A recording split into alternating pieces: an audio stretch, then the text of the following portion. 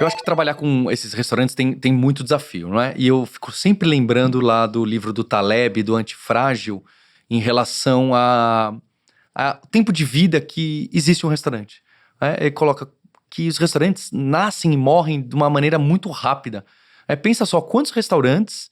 Pensa quantos restaurantes você vai que tem mais de 10 anos de idade. Quantas hamburguerias Só você não é come pior que hambúrguer? balada, né? Só não é pior que balada. Pois é. Então, o business por si só é difícil, né? Ele fala, inclusive, o modelo é muito antifrágil, porque quando morre um restaurante no seu bairro, naquela rua, normalmente no mesmo lugar abre um outro, né? Quando a paleteria mexicana morre, abre um poke no mesmo lugar. Então, como rede, como efeito de rede, ele é firme, mas como isolado é um pouco complicado você gerenciar, né? Quem é dono sempre sofre muito e fala disso. E aí, para você que seus clientes são restaurantes, como que é? E ainda mais que você não cobra por pedido, esse restaurante, o crescimento de um restaurante, ele não é que nenhuma empresa B2B, SMB, que um dia vai virar uma grande corporação. É raro um restaurante sair e virar uma chain que você é o fornecedor dela. Então, no seu planejamento, você espera que quando você adquire esse cliente, ele vai sempre pagar pelos próximos 6 anos e nunca vai aumentar o ticket, vai fazer um upgrade. Como que você enxerga? Porque eu vejo isso como um desafio muito grande. Porque você fala, legal, eu vou ter esse cliente, mas o LTV dele tá aqui fixo e eu não consigo nem aumentar porque é só vezes mês. Eu não tenho algo a oferecer a mais porque eu não posso cobrar pelo pedido ou quase não posso cobrar pelo pedido. O restaurante tem uma cozinha. Aquela cozinha cabe 3 cozinheiros e cozinheiras. Ele não vai expandir o muro da cozinha. Ou pelo menos 90% não vão expandir. Minimamente alguém consegue, né? Mas é Mas raro. geralmente o crescimento vai aumentar. Olha, esse ano o restaurante dobrou, mais que dobrou não vai. Então como que você enxerga esse desafio para próprio delivery direto poder ter um crescimento em cima de quem já gosta muito de você? Né? Cara, é algo que eu tento responder quase todos os dias dentro da operação. Porque sim, não é tão simples, não é que nem uma empresa que vai colocando funcionários e você vai cobrando por licença e você vai crescendo. Perfeito. A nossa estratégia de crescimento dentro da nossa própria base é acompanhar muito o restaurante na jornada dele. Quando eu falei, né, que a gente tem 3 planos, o primeiro plano, que é um plano um pouco mais barato, ele entra no lifetime do cliente em que ele tá só pensando em ter a plataforma própria, não ficar 100% dependente e tá disponível na internet.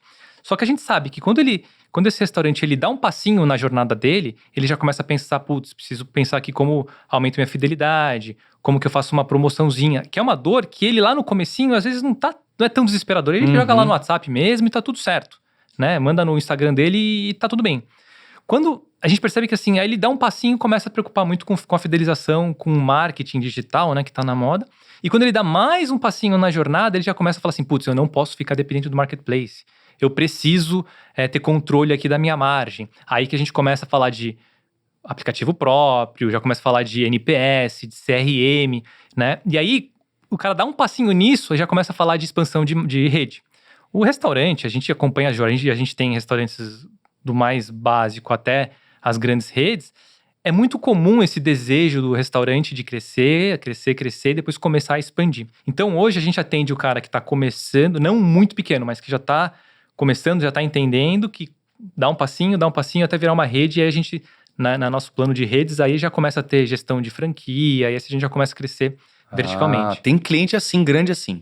A gente tem Sushi Rão, que é um caso que começou com a gente com 8 lojas, hoje tá na casa das centenas de lojas. Olha que legal. E aí ele vai expandindo, né, de acordo com o número de unidades. Mas a gente sim cresce muito com a jornada, diferente é mais com a jornada, não com a quantidade de funcionários que ele tem, por exemplo. A gente vai aumentando por feature de acordo com o momento de maturidade do restaurante. É o jeito que a gente conseguiu desenhar a operação para continuar crescendo com a nossa própria base. O dono do restaurante, então, quando ele pensa em se aproximar da DD, ou quando ele recebe uma oferta, ele naturalmente está preocupado mais com reduzir margem ou realmente ter mais capacidade de ser dono do cliente? Inicialmente, né, o DD fez 6 anos agora. A gente nasceu pura e simplesmente para resolver margem.